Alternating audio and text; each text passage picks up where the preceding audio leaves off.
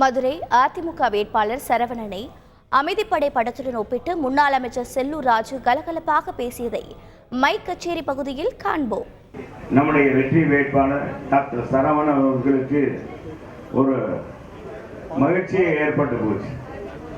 அமைதிப்பட சத்யராஜ் படத்துல சத்யராஜ் மகிழ்ச்சி அடைஞ்ச மாதிரி அப்படி கொஞ்சம் கொஞ்சமா முதல்ல யோசனை பண்ணிக்கிட்டே இருப்பாரு. அப்புறம் பார்த்தா மக்கள் தர்ற ஆதரவு வெற்றியினுடைய இதை பார்க்க அவருக்கு ரொம்ப மகிழ்ச்சி. அப்புறம் மணி அப்படின்னு சொல்லுவார். துள்ளி குதிச்சு டாக்டர் ஓடி எங்க கூப்பிட்டாலும் வர்றார். யார் போனாலும் இன்முகத்தோடு பேசுகிறார்.